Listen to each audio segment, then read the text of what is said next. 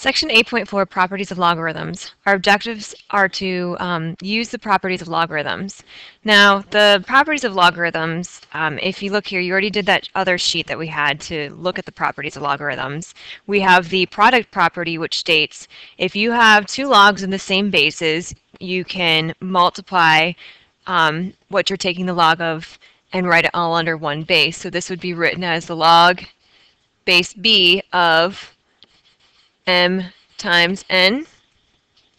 And for the quotient property, if you're subtracting two logs, then you can rewrite it using division. So this would be the log base b of m divided by n. And notice that the order does matter. The m is on top and the n is in the denominator, so make sure you write it in the correct order there. And for the last one, we have the power property, which states if we have the log base b of m to the x power, we can take this x and move it in front. So this would become x times the log base b of m. Now also recall that we talked about these properties of logarithms over here with the log base b of b. Remember, the log of any base of the same number is always equal to a value of 1, and you can show that by rewrite it in exponential form. So b to what power gives you b? Well, b to the first power, so 1 would be your answer. For the next one, we also said the log base b of 1 is always equal to 0 because b to the 0 power would give you 1. So anything to the 0 power is 1. And just like over here, anything to the first power would give you that same thing back. Now we can use these properties to rewrite logarithmic expressions. To write a logarithmic equation as a single logarithm, you're going to follow these steps. You're going to simplify from left to right using the properties of logs, and then you're going to answer, for your answer would only have a log in the equation. You're going to have no numbers in front of the log because those become exponents, no rational exponents, so no fractions. Remember that x to the 2/3 is a rational exponent, which we can rewrite in radical form. This would be the cube root of x squared, because remember the number in the denominator becomes your index. And then we're also going to then, if we can, simplify those radical forms. So let's do a little bit of practice. State the property of logarithms that was used to rewrite each expression. So if we look at the left and right side, so here if you look at the left side, that's simplified because there's only one log in the equation. And so I'm going to take a look at the right side to see how I got to the left side. Now if I have two logs that are being added, remember we could take the number here and multiply them using our product properties, because this would become the log, and of course remember when the base is not written, it's base 10, so log base 10 of 2 times 3, which is equal to the log base 10 of 6. And so now that's equal to the other side, and again we use the product property.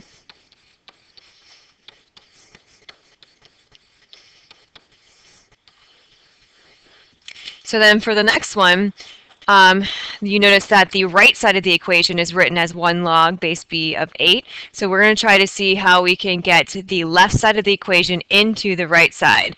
So if you remember that we just said there's no numbers allowed in front of the logs. You always want to go from left to right in your equation. So first I'm going to always take these up as exponents, because remember when we're simplifying things we always do deal with exponents first. So this would become the log base b of 4 to the 3rd power minus the log base b of 2 to the 3rd power. And then of course we can go ahead and simplify this still. Remember that anytime I have two logs and I am subtracting them, then I'm going to divide the two numbers. But before I even do that, I can go ahead and simplify this. So this would become the log base b of 64 minus the log base b of 8. And then we're not done. If we have two logs that are being subtracted, we can then use our quotient property to divide the two numbers that we're taking the log of and write it as one single logarithmic equation. So this would be the log base b of 64 divided by 8. Remember that you go in order. The number that comes first you put on top, and the number that's in second goes in the denominator. And then we're not finished because we can simplify 64 divided by 8, which is 8. So this becomes the log base b of 8, which is now equal to the other side. And so what properties we would use? We use the power property first.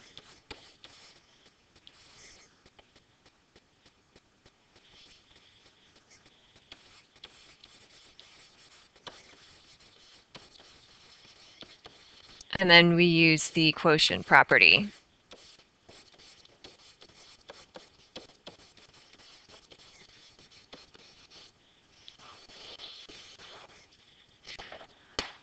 All right, so let's look at the next one. For the next one, if you look, the left side of our equation is written as a single logarithm. So that means we're going to try to see if we can get the right side into the left side. So in order to do that, remember, anytime I have numbers in front, those become exponents, so I always want to deal with that first. So this would be the log base b of x minus the log base b of y. Now I'm going to go from left to right in my equation. So for this one, if we have two logs that are, and sorry, this should be an x squared, two logs that are being subtracted, we can divide the numbers. So this would become the log base b, and we write it as a single logarithm. So this would become x squared over y. And now the left and right side both equal each other. So first, again, we did the power property. And again, we did the quotient property.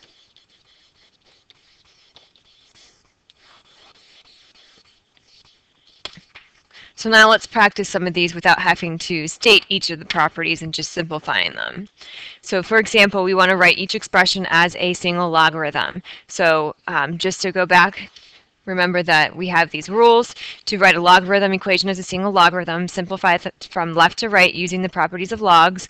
And the answer, again, will only have one log in the equation, no numbers in front of the log, no rational exponents. If you do have them, write them as radicals.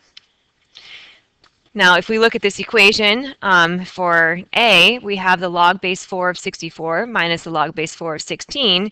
So for this problem that we have, we can use our quotient property because it's being subtracted and divide the two numbers that I'm taking the log of. So this would become the log base 4 of 64 divided by 16. And of course, we can simplify 64 divided by 16. This becomes the log base 4 of 4. Now, the problem didn't say to evaluate the log. If it asked us to evaluate this, then we can simplify it further because we know that the log base 4 of the same number, 4, would be equal to a value of 1 because if you rewrite it in exponential form, 4 to the first power would be equal to 4. But again, it didn't ask us to evaluate it. It just says write each expression as a single logarithm. So this would be my single logarithm. If you look at B here, same thing. I always like to take the numbers up first as exponents. So that's using my power property. So this is the log base 5 of x to the 6 plus the log base 5 of y. If I have two logs that are being added, I can simplify them into one log by multiplying the numbers that I'm taking the log of. So this would be x to the 6 times y.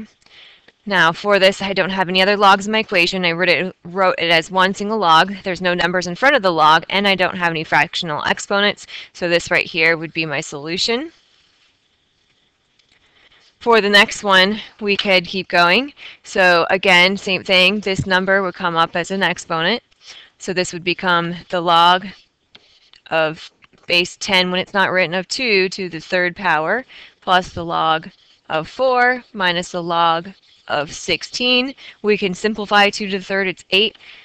So the log base 10 of 8 plus the log base 10 of 4 minus the log base 10 of 16. Then you go from left to right in your equation. So for this, anytime you're adding two logs, you're going to multiply the numbers. When you're subtracting, you're going to end up dividing the numbers.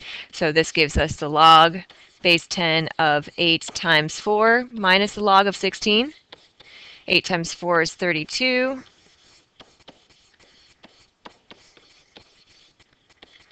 And then we're not done. Anytime I have two logs that are being subtracted with the same base, I can divide the two numbers that I'm taking the log of. So this would be the log base 10 of 32 divided by 16. 32 goes on top because it comes first in the equation. And then, of course, we can simplify. 32 divided by 16 is 2. So this becomes the log base 10 of 2. Now again, remember, we don't normally write base 10 in there, so if you wanted to, you could also write the log base 10 of 2. Those two statements are equivalent, but we don't usually write the log of base 10. We leave it blank, and it means base 10. So that would be my solution. So again, I usually take the numbers in front up as exponents. Then I go from left to right in the equation. Things that are being added as 2 logs become 1 log, and you multiply the numbers that you're taking the log of. Things that are being subtracted, you write it as 1 log by dividing the 2 numbers you're taking the log of. So if you look at D here, I want you guys to do this problem.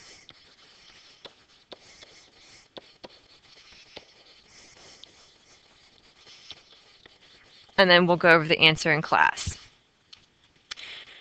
Now, so we went from expanded form to writing something as a single logarithm. So now we're going to do the reverse. To write a logarithmic equation in expanded form, you're going to write the log as a sum or difference using the properties of logarithms. And again, for this one, now we're doing the backwards. We don't want radicals in your final answers and no exponents. So everything that's an exponent, you're going to want to put in front of your equation. So remember here, we didn't want numbers in front, and we didn't want to have things added or subtracted. You always wanted to write something as a single logarithm. Well, now we're doing the opposite of what we did here.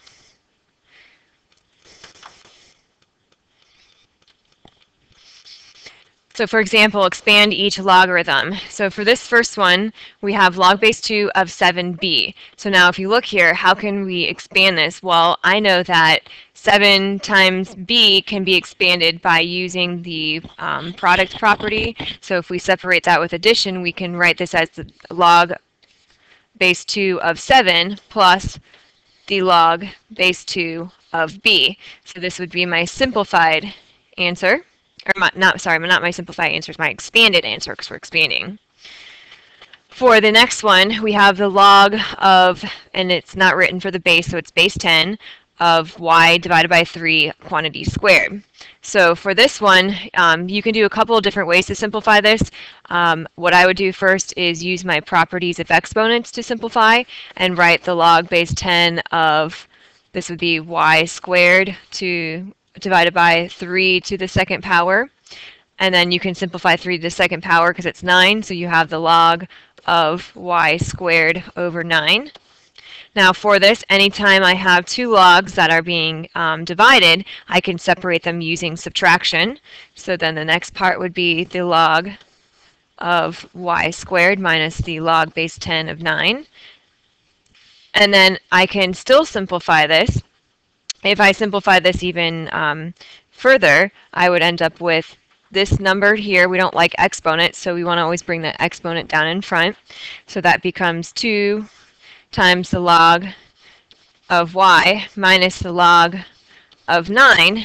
So you can write your answer like this, or if we wanted to, we can still simplify this further because 9 is the same thing as 3 squared, which is what we simplified up here. So you could also write the log of 9 as instead, so we have the 2 log of y minus, this would be the log of 3 squared, and you could then take this number in front because anytime you have exponents they go in front of the log when you're writing in an expanded form. So this would be 2 times the log of y minus 2 times the log of 3. And this would be your expanded form. Normally, if we can simplify the log of a number, such as 9 simplifies into 3 squared because 3 is a smaller base than 9, usually we try to do that. So that's why this would be my final answer. However, this is still correct over here, but we like to try to simplify as far as we can. For C, then I have the log base 7 of a to the 3rd power times b to the 4th power. Now for this, because a and b are both 2 different powers, I can't just bring the powers in front of the log just yet. I would have to first separate the a and the b using addition. So for this would become the log base 7 of a to the 3rd power. Since a and b are being multiplied, I separate it with addition and write it as the log base 7 of b to the 4th power. And then we can use our power property of logarithms, because remember that we don't like to have powers here, so those become down and become numbers in front of our logs. So this would become 3 times the log base 7 of A plus 4 times the log base 7 of B. And this would be my expanded answer. So again, there are nothing else that we can separate with from multiplication and division. There are also no exponents, and we don't have any radicals in our answer, so then I know that is the simplified version. So let's do a little bit more practice of this. So we're going to expand the following logarithms. So now if you look at number 1, we have a radical in the equation. So we don't want to have radicals in our equation when we're writing an expanded form because, remember, we can write radicals as exponents. So this would become the log base 7 of 6, and I'm going to write this in parentheses, x to the 1/2 power. And then something that has the log of something that we are multiplying, we can separate it using addition. So this would be the log base 7 of 6 plus the log base 7 of x to the 1/2 power. Now I'm still not done because remember we don't like to have exponents. So this becomes down and goes in front of my log. So this would become the log base 7 of 6 plus 1/2 times the log base 7 of x, and this would be my expanded form. 6 does not simplify any further. 6 is as simplified as we can get that into. We could actually simplify 6 into 2 times 3 and then separate some more, but that's not really necessary, so we can leave our answer like this. For the next one, we have the log, and then base is not written, so it's base 10 times of 7 times 3x minus 2 quantity squared. So then for this problem, I'm not going to FOIL that out because I'm trying to expand. So the first thing I'm going to do is, because these are two things are being multiplied, I'm going to separate them with addition. So this would become the log base 10 of 7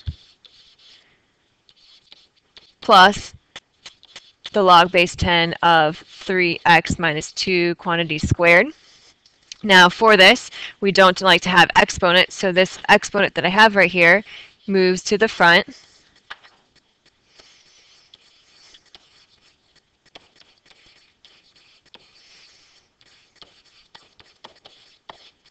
And becomes like this.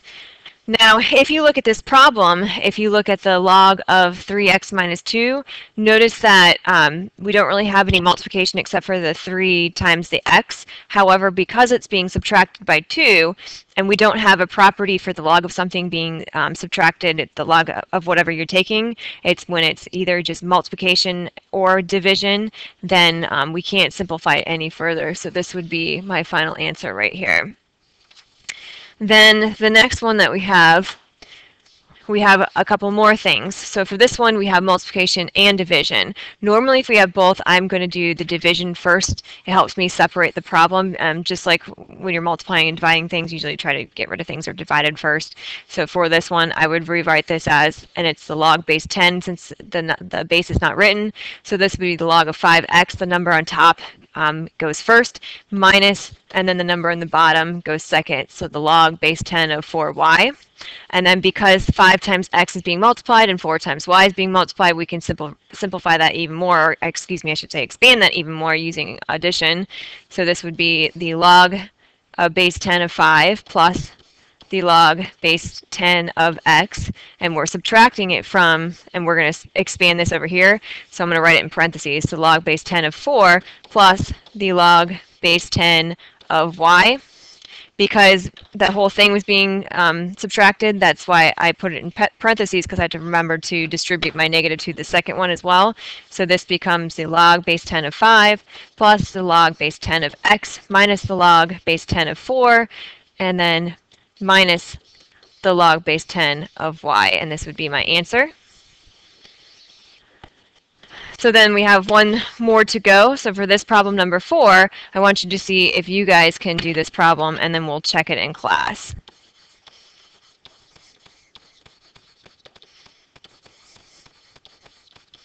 So again, you're expanding this. So remember, just to recap, when you are expanding something, you want it to write as a sum or difference using the properties of logarithms, no radicals in your final answers, and no exponents. You always want to bring those in front. And when we're simplifying logs and writing it as a single logarithm, we're following these rules. So simplifying from left to right, the answers will only have one log in the equation. You don't want any more than one when you're simplifying it. No numbers in front of the log, and no rational exponents. You would want to write it into radical form. So again, don't forget to do those two problems. Bring this with you to class, and we will do some more practice.